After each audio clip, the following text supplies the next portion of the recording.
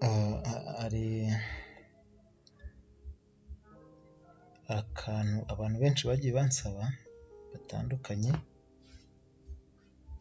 kugira ngo rero nze kubasubiza. Abantu bagiye batandukanye bagiye bambaza niba bashobora kubona uko bakwiga computer bari mu rugo, cyangwa se n'ibindi bijyanye nayo bijyanye n'ibyo bazajya bandika muri comment. Hanyuma rero nibyo ngira ngo dutangire dukore guhera none. Ayo masomo rero azajya aca kuri Home Secret TV, ibanga ryo kuba uri mu rugo. Icyo bishatse kuvuga, kuba uri mu rugo just ntabwo bivuze ko ugomba kuba uri gupfa ubusa cyangwa se uri gutakaza umwanya, ahubwo uba ugomba no kuba ufata amasomo amwe n'amwe. Niyo mpamvu ndi kugira ngo dutangire turebe kuri Microsoft Word, kwandika cyangwa se gufungura no gukora document, nicyo bita Microsoft Word. Hanyuma dufatireho, nzajya ngendera ku byo mwanditse muri comment. Iyo ugiye gufungura Microsoft Word ni ukubigenza, ujyaho wayipininze cyangwa se niba uyifite muri screen yawe, bitewe n'uko wagiye ubigenza, ukora double click no gukirika kabiri wihuse, document yawe irafungura. Hanyuma ugahitamo iyi document iri blank. Iyo umaze guhitamo document iri blank rero bakwereka aho uri bwandike. Blank ni ukuvuga ngo ni ikintu kiri ubusa. Tuze kujyana akantu ku kandi aho uzajya utegwa cyangwa aho utazajya wumva uzajya wandika muri comment, kugira ngo tugusobanurire ujyane n'igihe, ujyane n'ibigezweho udasigaye. Iyo bavuze Microsoft Word, ni mu magambo make ni opening and creating document, ni gufungura no gukora iyi document, inyandiko, ibaruwa, inyandiko muri make. Hanyuma harimo ibintu bigiye bitandukanye, ariko ndagira ngo tujyane akantu ku kandi kugira ngo iri somo ryumvikane kandi rifatwe neza, rifatike ku buryo budasubirwaho.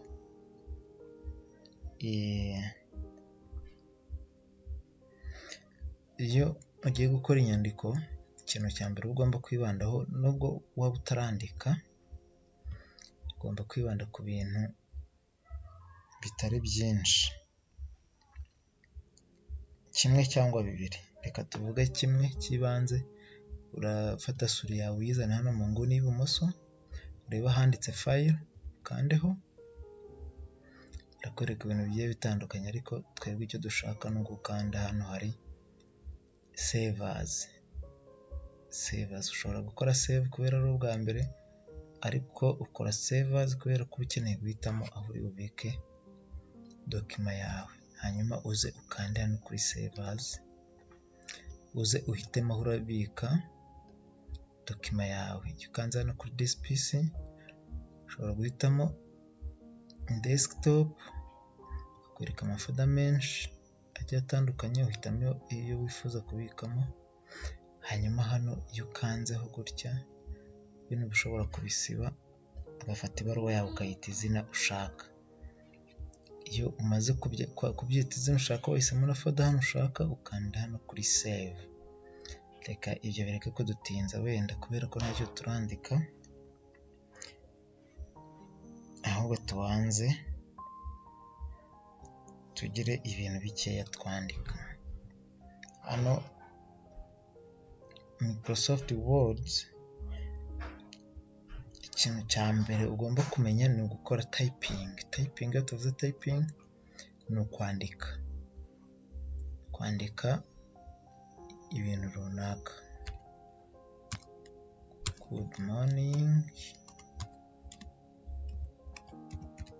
my dear. Turanditse. Ubu uri kubona aho inyuguti zawe ziri kuri keyboard. Ibi ni ibintu bisanzwe, ni nk'uko waba uri kwandika muri telefone. Ibyo nta kibazo kirimo. N'iri somo rya mbere tuzibanda ku kijyanye no kuba wakwandika.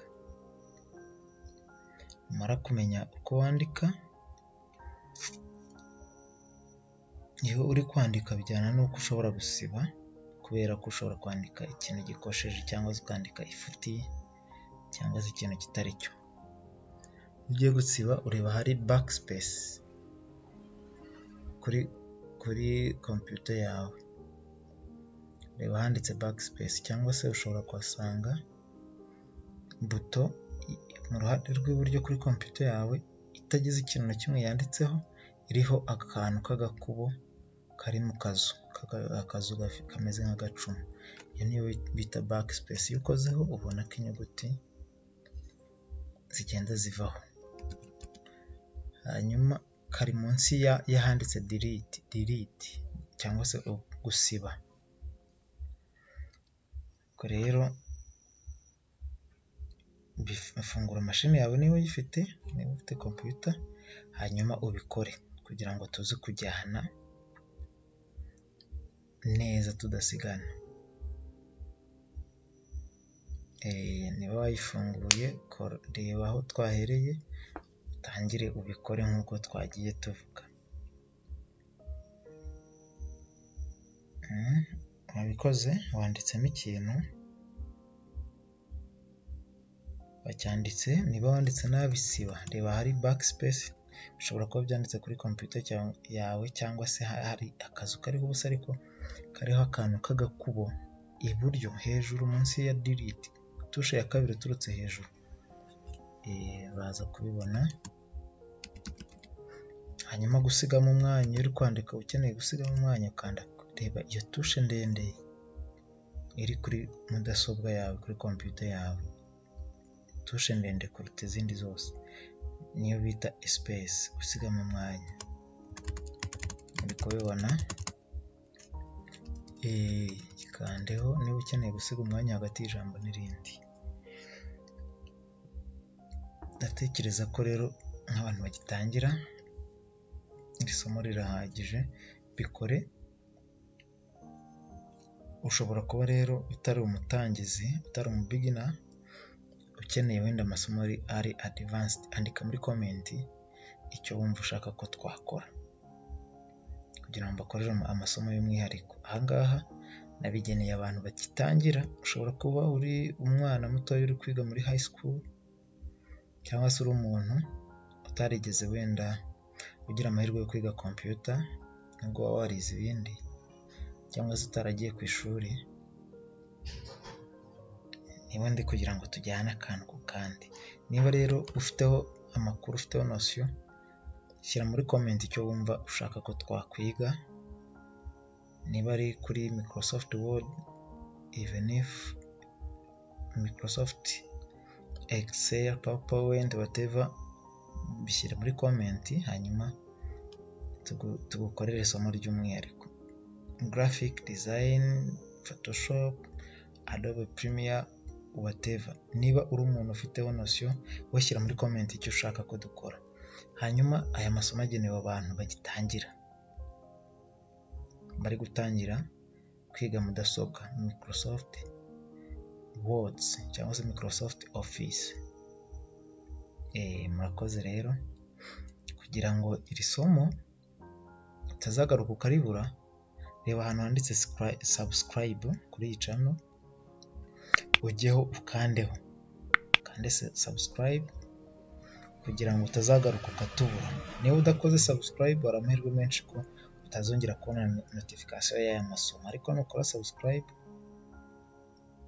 bizaba bikoroheye ko nidushyiraho isomo uzajya uhita uribona. Hanyuma ntugire ubwoba, ntutinye kubisharinga inshuti zawe. Niba ubona hari undi muntu ukeneye iyi support, ubufasha, ubimusangiza, kore kuri share, umwoherereze, kubera ko nutamwoherereza dushobora kuzahurira ahandi ndi kumuca amafaranga, kandi hano ugiye kubonera isomo ku buntu. Mwoherereze niba umukunda rero abirebe, dukomezanye rino somo, dutangirana tunakomezanye kugera ku musozo. Mutabikora bizatuma duhurira ahandi muca amafaranga yo kumwigisha Microsoft Word, kandi hano ngiye kubitambutsa ku buntu. Murakoze, mugire ibihe byiza.